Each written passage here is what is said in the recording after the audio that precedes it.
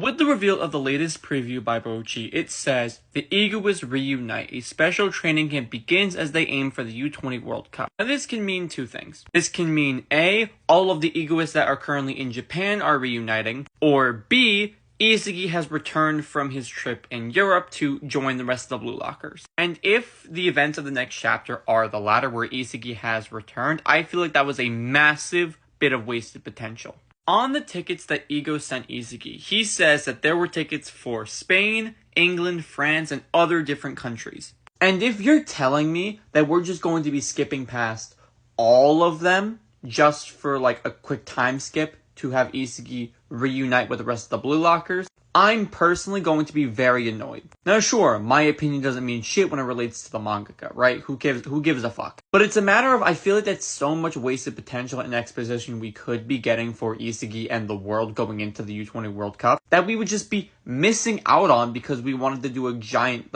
time jump back to Japan.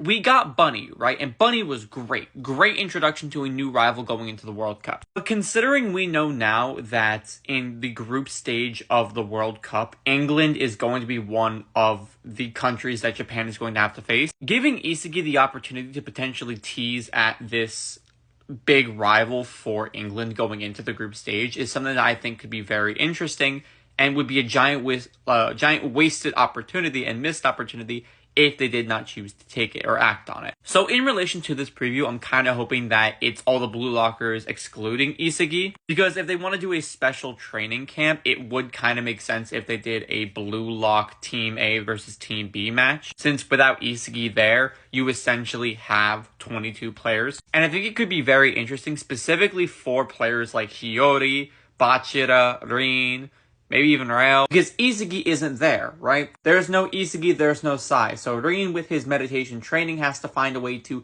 tap into his destroyer mode without the pressure that Isagi gives him. Rail now has to plan a team without Nagi and now have to kind of understand and show off his master copy abilities now that Nagi isn't there. He has to try and find a way to fight on his own now. Bachira, a little less from Bachira, but Bachira and Isagi are always really close to each other. They're really cool friends. I would say Bachira is the closest friend to Isagi, in my opinion. So it'd be interesting to see how he reacts to Isagi not being there. And then Hiyori. Hiyori is only really passed to Isagi and Kaiser in the NEL, not really working with any other player as a core attacking person. So having the Blue Lock players face off against each other in a Team A versus Team B could be interesting to see how Hiyori, passes and brings out the best in other strikers. I would honestly love to see Hiyori work with Shido, but that's just me. What are your guys' thoughts on the preview for the next chapter?